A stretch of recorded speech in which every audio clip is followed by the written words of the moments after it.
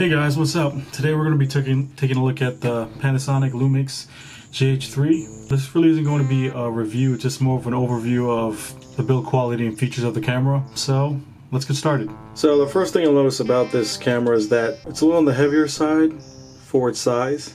It feels durable, extremely, sturdy, built like a tank. It might make things difficult when holding it with one hand. It's not that difficult to hold one hand, but I can see how maybe the heavier weight might be a bit more difficult. Sort of almost rough matte finish. Kind of makes it feel more sturdy and more outdoorsy, if you will. I mean, this isn't by any means weatherproof. Let's take a look at the front of the camera. There's some things that are obviously familiar. You got the button here that you can use when you're taking the lens off, putting a new one on. Got this little flash kind of symbol arrow. The Lumix sign, the GH3 branding with the little LED, and the shutter button, of course, for taking pictures and recording, as well as the hand grip. Pretty pronounced, I would say.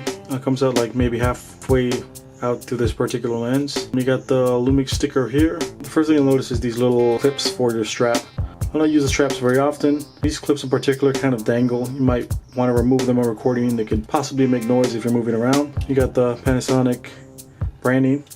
You got the different modes for recording here. Kind of stops you for each setting, so I don't think you're really gonna, click it by accident with your thumb. This wheel is actually even harder, and it clicks. The wheel itself, very satisfying to use, I would say. We got the on-off function button that you can customize, and a little LED indicator for the Wi-Fi, button for the white balance for the ISO, shutter speed, and the f-stop. And I believe you can interchange these two. And of course the shutter button up here. Also got a little spot where you can put in an additional flash. You can put in a microphone, different attachments that fit here. Let's take a look at the back of the camera. Here we got the flip out screen. Screen is really nice. It's a touch screen. It reticulates from about here all the way over to about here. So that's where it stops. It comes in handy with different angles. So screen's pretty good, pretty big, good quality, feels sturdy, doesn't feel flimsy at all. Playback button, we got another function button that you can customize. We got this little scroll for switching from autofocus, continuous focus to manual. The record button for video, dedicated record button. You can also use the shutter button to record. Function 2 and 3 that can be customized. Display scroll wheel, which can scroll through the menu, and I believe you can customize it to adjust the shutter speed as well. So you got the menu button, another function button. It also doubles as a delete button as well. So the first thing you'll notice is this door here. It's kind of spring-loaded. And obviously that's to get access to the SD card. SD card pops out here. It looks like an audio jack for the remote, I believe. Okay, well now let's take a look at the left side of the camera when it's facing this way. A little metal clip rather for the strap. You have the mic in.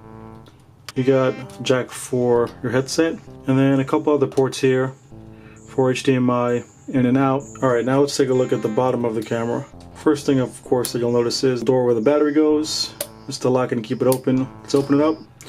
Once you open it up, once again the door is spring-loaded. You got the battery that comes out.